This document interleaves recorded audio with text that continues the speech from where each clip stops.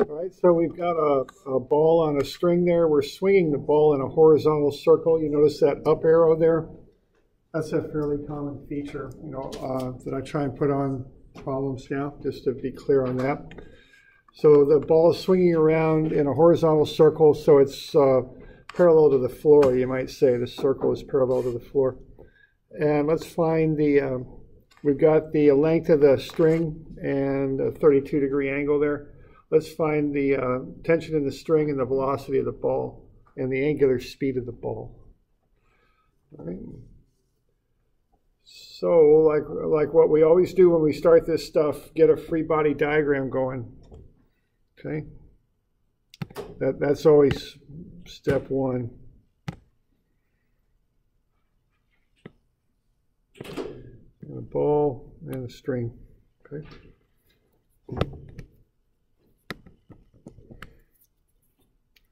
So there isn't a whole lot to that. So see what you can do with that. I think you want a free body diagram of the ball. That's what I would do.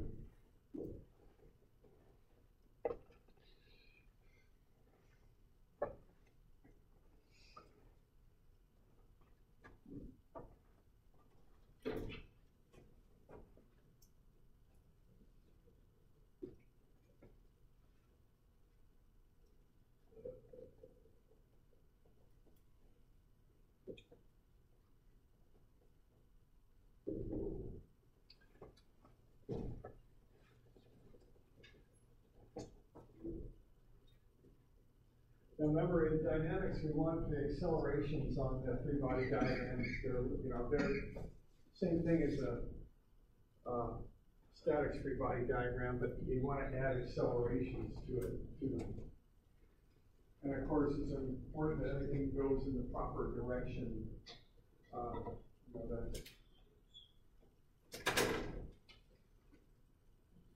right.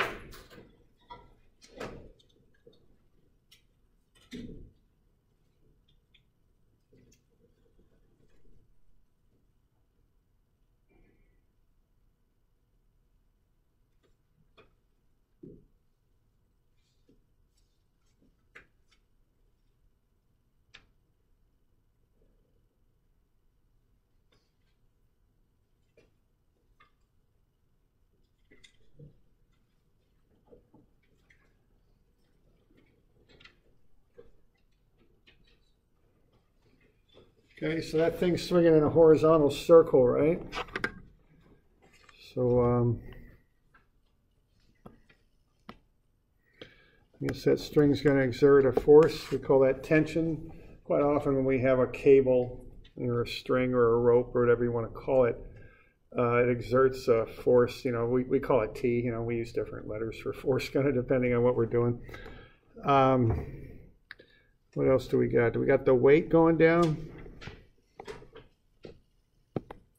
Weight always goes straight down, on account of gravity and all that. So that's a couple little things we got going on the free body diagram. And I don't know, I don't see anything else in it. I mean, it's not, it's not that complicated a one. I probably dimension this. I put in the angle with the horizontal. You do want to put the angles on your free body diagram because they inform you, how to do the trigonometry to work components out and whatnot. Now we also, so, that's pretty much it for forces that I can see, okay? And then the last thing is the acceleration. Now the thing's accelerating around in a horizontal circle that's parallel to the floor, so that acceleration will come in like that, okay? And that's going to be A sub n. So that's the free body diagram there. Y'all okay with that? And you do want all those elements on there because, when you start summing things up, it's F equals ma. So you want the forces and the accelerations. All right. All right. Yeah, question there.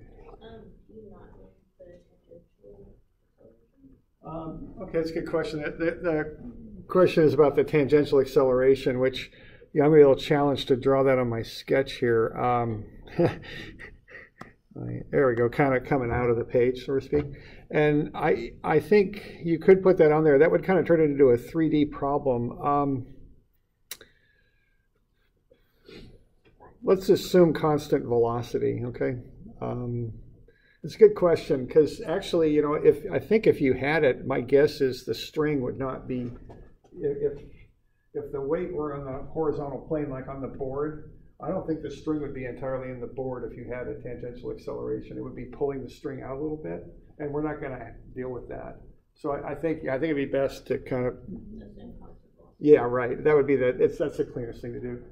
In truth, you know, you might have to look at that, though. It would change the problem, make it a little bit more complex, so more of a 3D problem. Okay. All right.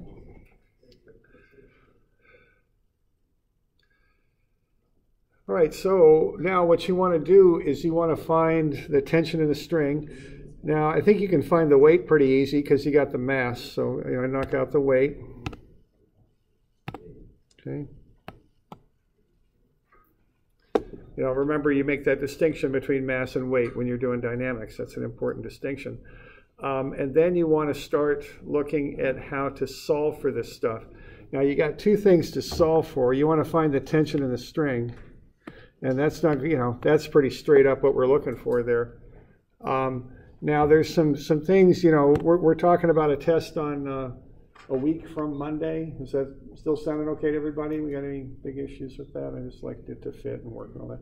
Okay, why don't we just plan on that then? And I don't have my phone right with me, but 26, 27, 28, 35. Is that the 7th, I think, of February? I don't know, something like that, 6th or 7th, I think. So, and I'll put out a Moodle message to that effect. But.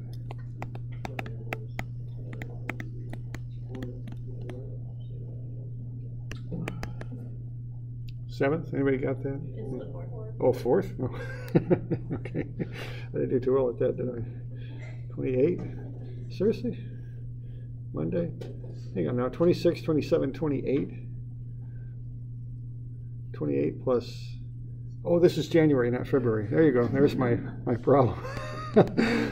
So the problem wasn't in the calculations. It was in the assumptions that went into them, I think. So I was thinking January with 28 days. It's January, or excuse me, February with 28 days. There we go. Thanks. Okay, and I'll get you a review, and I'll kind of clarify that a little bit for you, you know, next week. Okay, so I'll get a review to you and all that stuff, and let you know what to expect. Okay, now, how about the velocity of the ball? What does that tie into, okay? Because we want to start connecting the dots on this stuff.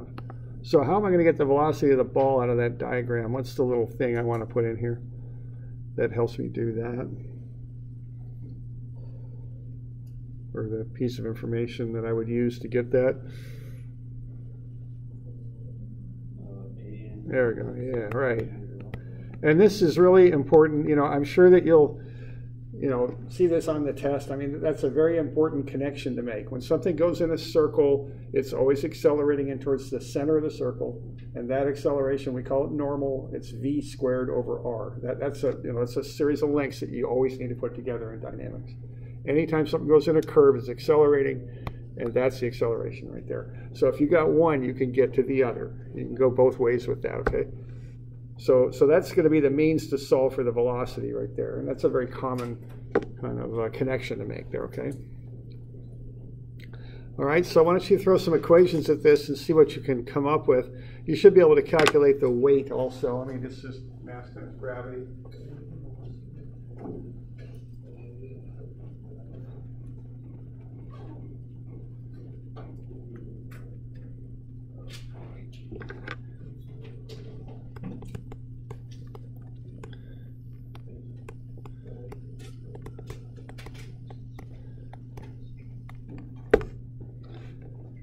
So I think it's 5.89 newtons. So, and kind of look at that. You know, remember, you've got to look at the whole picture when you decide on how to approach an equation, and consider what all you're going to pick up when you write it up, okay? So, you know, be careful. Sometimes people will ignore accelerations when they do equations, and that leads to trouble. So just be sure that you know, when you pick an equation, you're considering everything that needs to go into it. You want to come up with a nice clean solution process is what you want. Okay.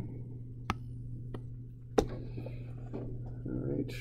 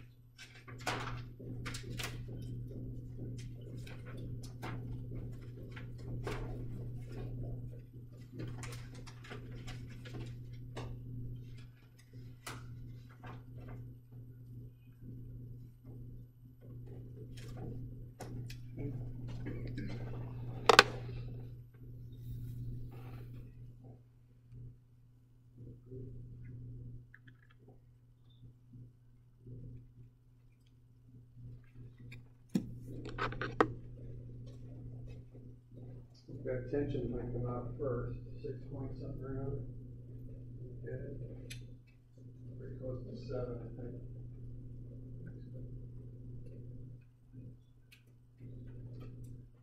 And, you know, like I said, just pay attention to the whole picture when you're choosing axes to use and all that. It varies. Sometimes you want to go inclined axes, sometimes you don't, and you just have to look at each one individually to decide how to approach that. So you got to look at each situation.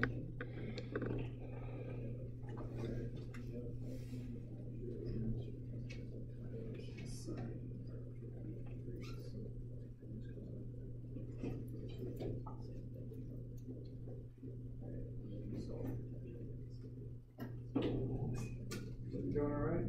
Any questions?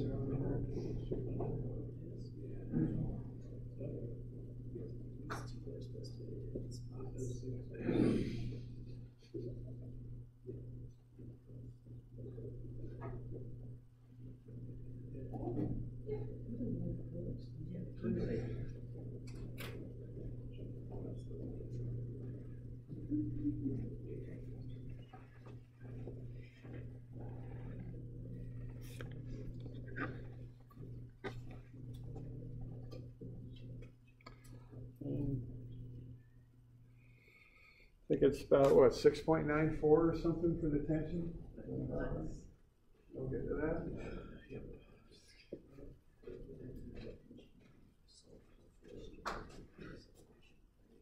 So then once you got the tension, you go ahead and find the normal acceleration and back into the velocity. That's kind of the deal.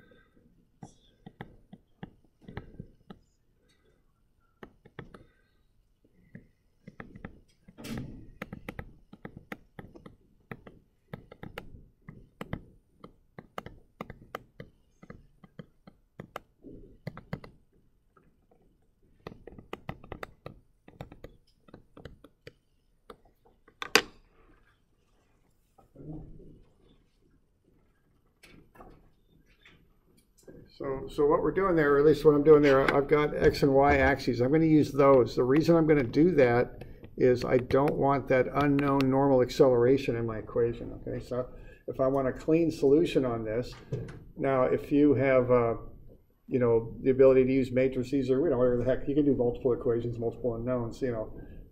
But if you're working through something, just sitting down at a table, you know, with a calculator and a pencil, I'd be conscientious about this. I want to start with some of Fy equals 0. The reason is I don't have to worry about the normal acceleration then. I only got one unknown in there, okay? So, you know, you're going to get minus 5.89 plus sine 58 times the tension, or you could also use this angle in here and call it cosine 32. You could do it either way. But, you know, it is important, I think, to get these things set up so that you're solving them properly, you know, because what you're going to end up with here when you solve that is the tension is 5.89, not times the sine 58, but divided by it, okay? And you'll kind of, you know, if you just follow that equation through, you can see that. So, you know, I think it's important to kind of get those equations set up, all right, so that you work through them the right way. So the tension's greater than the weight because of the angle there. So that y component of the tension would equal the weight. Now I'm going sum of Fy equals 0 because the weight is not going up or down. All right. So that's static. It's just, I'm just doing statics in the y direction. Now in the other direction, I got to go dynamics now, okay? So what's going to happen here is we've got the tension is greater than 5.89. The reason for that is part of that tension holds the weight at that elevation. The other part is pulling it inwards, doing what's required to make it the thing go in a circle, okay? So that's kind of what's up with that. So why don't you find the normal acceleration now? What's that going to be?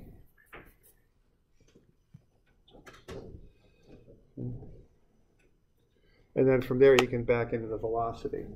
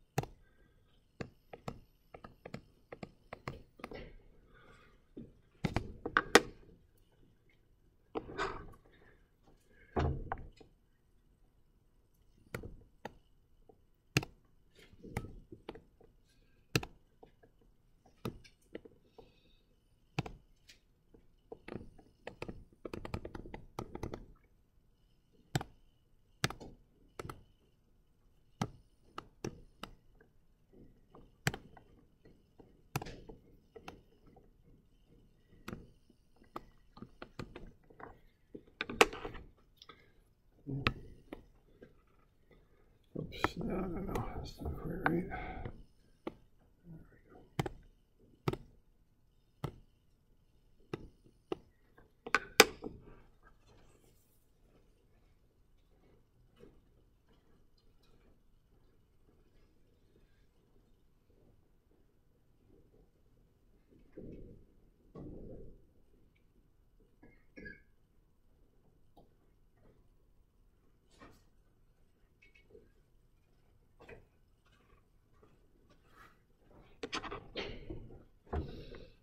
Okay.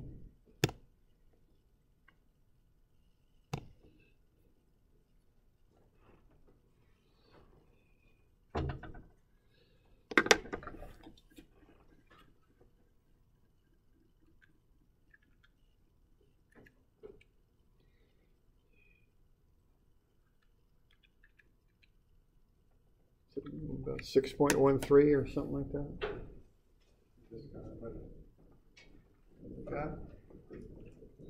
Something like that for the normal acceleration.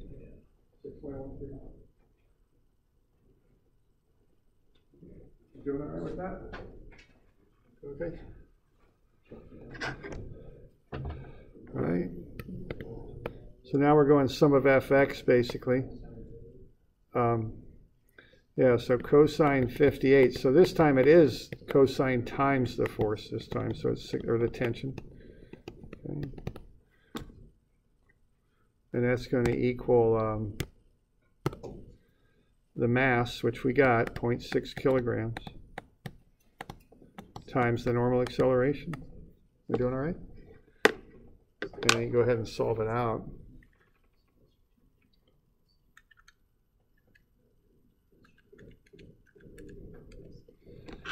So 3.68 over here, and that's going to be 0.6a.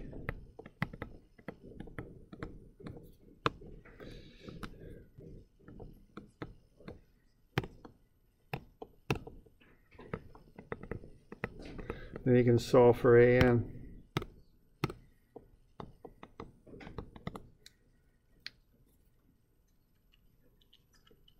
So 6.13. Okay. Doing all right? And now you just back into the velocity, and from there get to the angular speed, theta dot.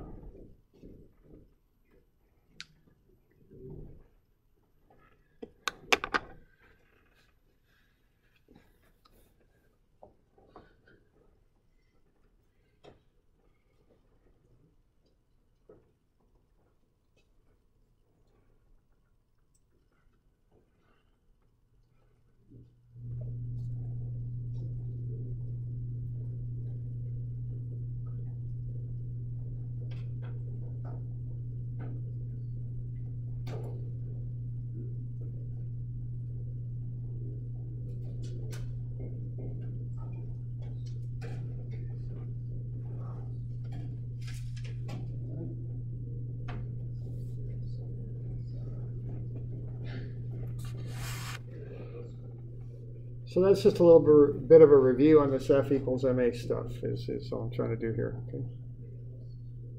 We got any questions on this stuff? Okay. And then, we're talking about the potential tangential acceleration of the ball. Part of that is the angle on the cord, but the other thing is if you start accelerating the ball and making it move faster, you're changing this whole dynamic, because if you increase the speed of the ball, you change the normal acceleration, and you're going to change the angle too. So this problem would get a lot trickier if you were speeding up the ball as you spun it, because not only would you change have the string kind of extending outwards a little bit, you'd also increase the normal acceleration as you increase the velocity, and that'll change the angle and change the whole relationship too. So this one pretty much has to be a constant velocity. Okay. It would get a lot more complicated if it weren't. Okay. Doing all right with that. Now remember the trig on the radius. The radius is going to be into the center of the circle, so don't get distracted by the angle of the cord. It's kind of like that thing we did in class with the car on the banked track. You want the straight radius to the center of the circle. The angle of the object or the cord or whatever doesn't make any difference. The circle in this case is horizontal. So again, you'd have to do a bit of trigonometry to find that radius. So I've got that calculation right here. Sine of 32 times 0.84. Okay.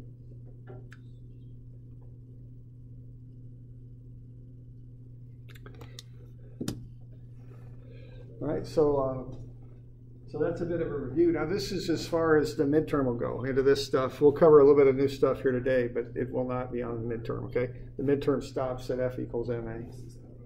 We're going to get into some work energy next, but we'll stop it here, okay, for the midterm. All right. So we're good? Everybody got that more or less? What just kind of went away for some reason? There we go. All right.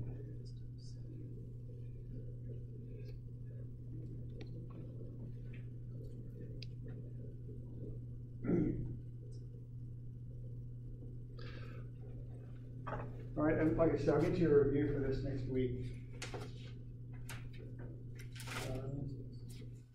All right, and then we'll kind of move on to the next one here. And what is the next one? The next one is work energy. And that is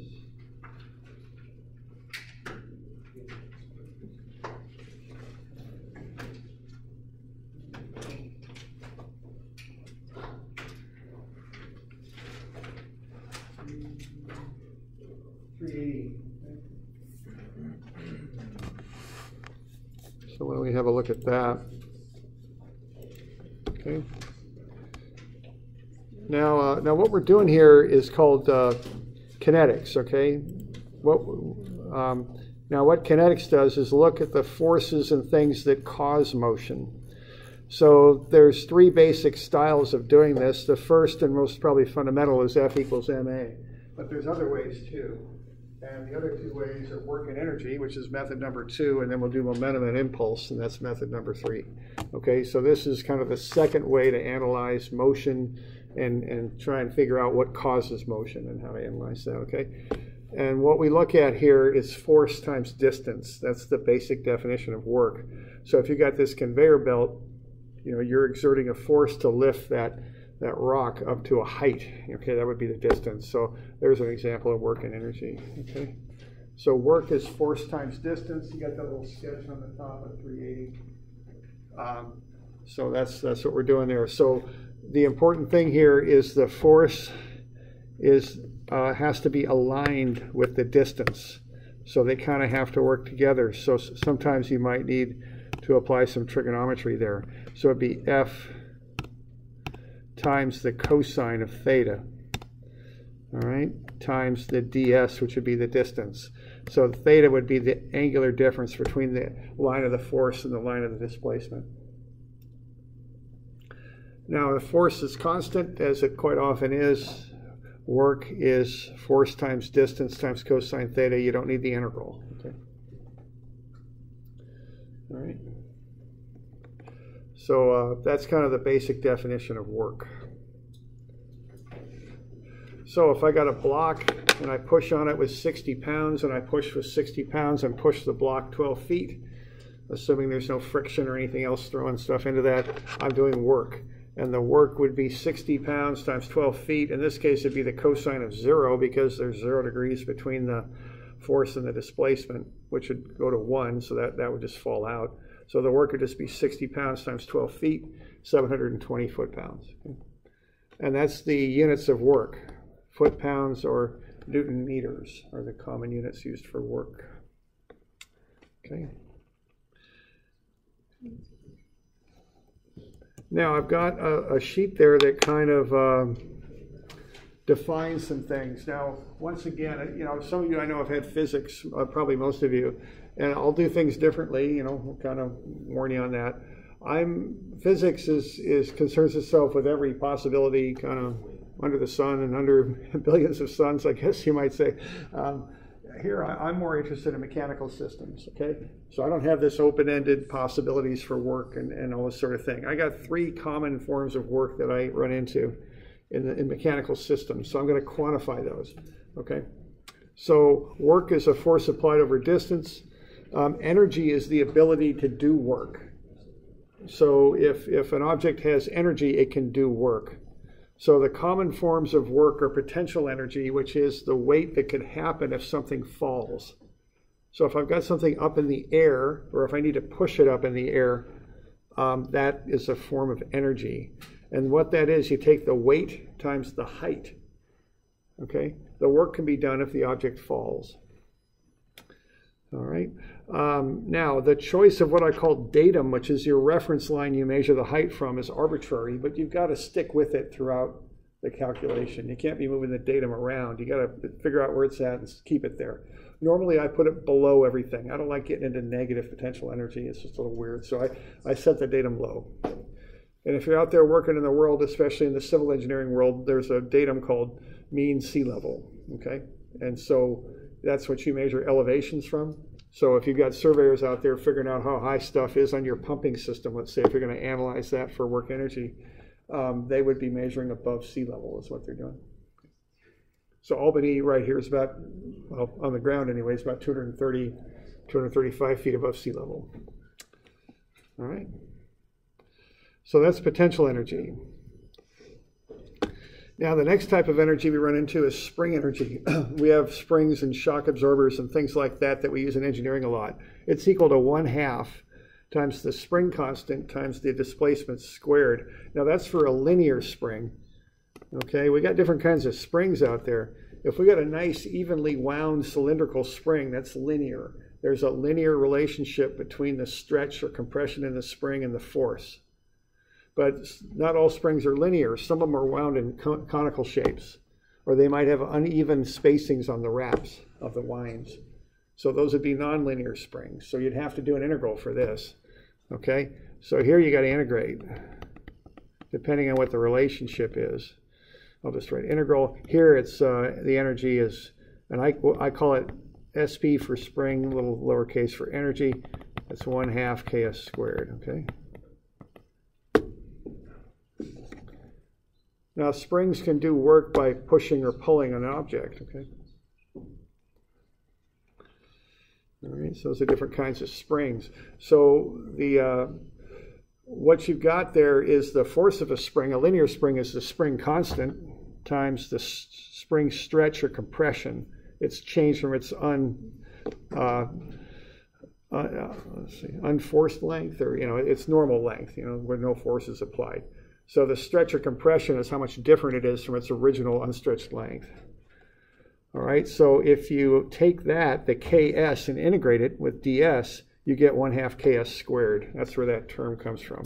It's the addition of Ks over a displacement of s. Okay. The important thing here is you look at the unstretched length and look at either your compression from that or your stretch from that. That's the definition of s. It's not the length of the spring, it's how much it's displaced from its unstretched length. Okay. So that's linear spring energy, so 1/2 kS squared. All right. The last one is kinetic energy, which is 1/2 mv squared. Kinetic energy can do work through motion. Okay, so what we do with that is we integrate just FDS and realize that F is MA. So you integrate MADS. The mass, if it's a constant, we can pull it out. Then we get ADS, which if you remember, that equals VdV. Okay, so energy then is the integral of MADS, which is the integral of MVdV, which integrates out as 1/2 mv squared. Okay. All right. Now, the thing about energy, which we'll get into more later, but to understand about it, is you can convert things into different forms of energy. A very good example of that would be how we might be getting light to our fluorescent light fixtures in this room. How do we do that? Oops, I don't think I want to do that right now. Okay. What we do to accomplish that is we put a big concrete wall, otherwise known as a dam, in front of a river. We find some nice convenient canyon where we can do that, where we can contain the water when it backs up. And then we got the water up there, don't we? And that's potential energy. We put a channel through the dam, and we put a generator of some type in there. My art isn't the best here, but I guess that's kind of how it goes. Okay? So we take that potential energy. Then when the water is down at the level of wherever that channel goes through the dam, that's actually, this doesn't happen in mechanical systems, but it happens in fluid systems. So you get pressure energy down here. Okay, so the pressure builds up. So that's just changing the potential energy to pressure. The pressure then pushes the water through that channel in the dam. So that's kinetic energy there. That spins the turbine, which generates electricity, and that's transmitted through the wires to the light. Okay, so it's all just energy transformation. You're changing the energy from one form to another. Okay, but we'll come back to that later. All right. All right, so let's say we've got this block and it's sliding on a smooth plane. It says plan there, but I mean plane. And we're going to hit a shock absorber. Now that's a nonlinear spring, so Fs is Ks squared. K is 900 newtons per meter squared now. Let's find the work done to the block after the spring is compressed, 0.2 meters. Okay, so we're going to take this block, we're going to run it into the spring. So what's going to happen there is the spring compresses. That's what it's going to do. And we're going to look at it compressing 0.2 meters. Okay.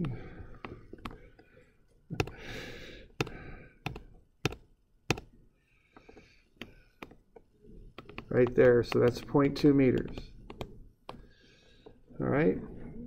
Nonlinear spring. I can't just go 1/2 Ks squared. That won't work. That's for linear springs. So what I'm going to have to do is I'm going to have to add this up. So when I add up stuff like this, I use an integral sign. That's how I add stuff up. So this is going to be work. Now sometimes they use the letter U for work, but I can't remember that, and work is a pretty short word, so I just write it out. Okay. Sometimes they use T, and sometimes they use U, and I don't know. They probably already use W for something else, weight or something. So there we go. So we're adding it up. Now what the force is Ks squared times ds, right? Okay, so we're taking the force times the displacement, but being as the force is changing, we just can't take force times displacement. The force is changing as we go. So what we got to do is take that action and cut it up into a bunch of little teeny pieces.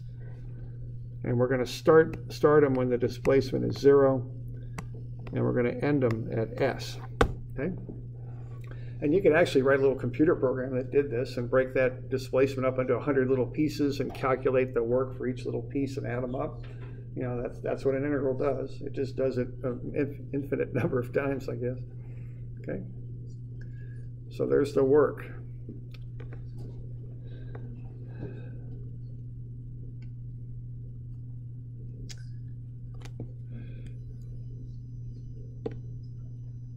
So work is F cosine theta ds. Force is parallel to displacement, so theta equals 0, so cosine theta is 1. The work is integral of F ds. K, what that is 900. And we're going to integrate that. So 900s squared ds. Take the integral, we get 300s cubed. Going to evaluate that starting at 0 and going to 0.2.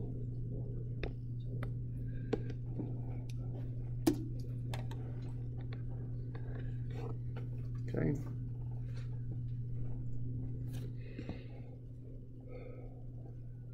So just a basic integral there. We plug in the force, the ks squared with k being 900, and then we integrate from 0 to 0.2. What an integral does is chops it up into little teeny pieces, and we calculate the work done for each little teeny piece, and then we add them all up. That's what an integral does. Okay.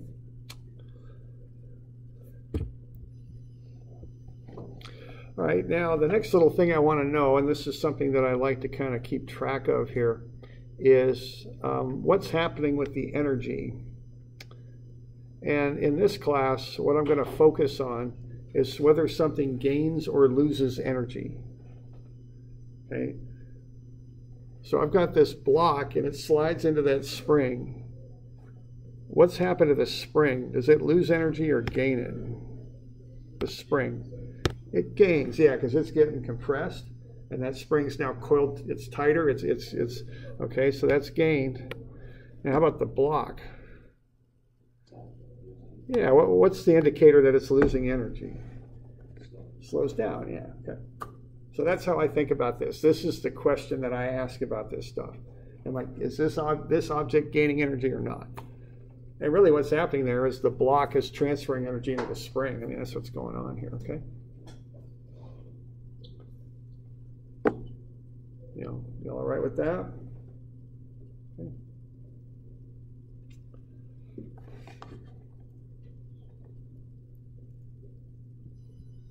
Okay.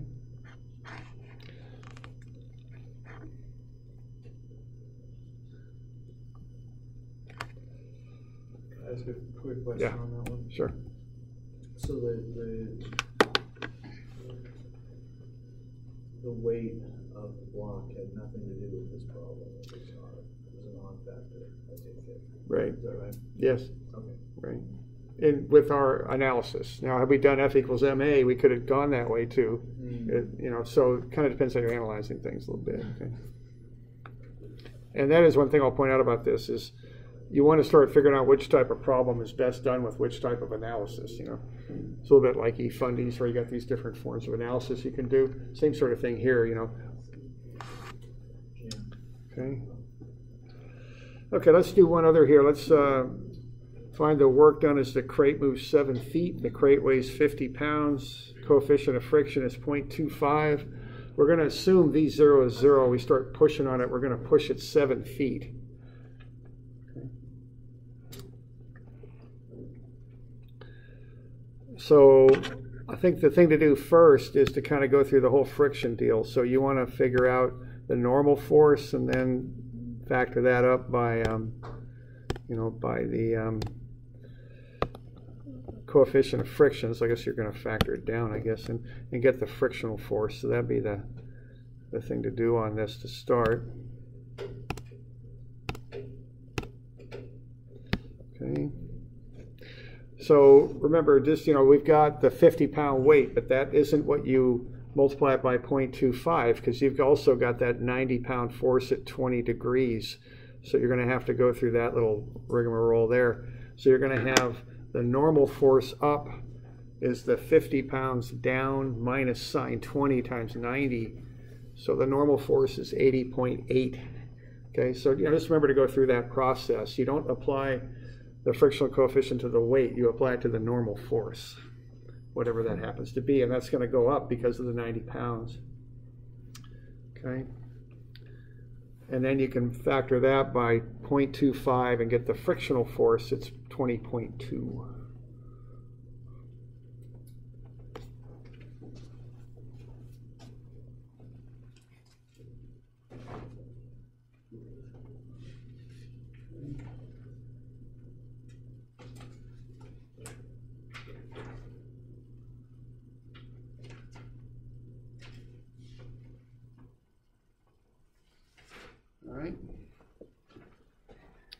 So we start with that, and then we just look at the force pushing on the block and also the friction resisting that. Okay. And what we're going to have for the work is that component of the force that pushes the block to the right, which is cosine 20 times 90, but then we got to take away the friction and apply it over 7 feet. So I'm just going to find the net force in the x direction, cosine 20 times 90 minus the friction. And then I multiply that by the distance, 7 feet, and I get 451 foot-pounds.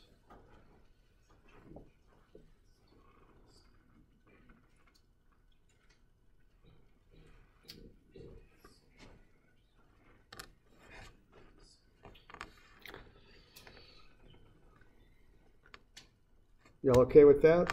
Just taking the net force, so the force applied minus the friction, and then multiply that by the distance.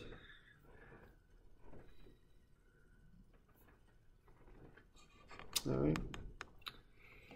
Now, if that block started with no velocity, has it gained or lost energy?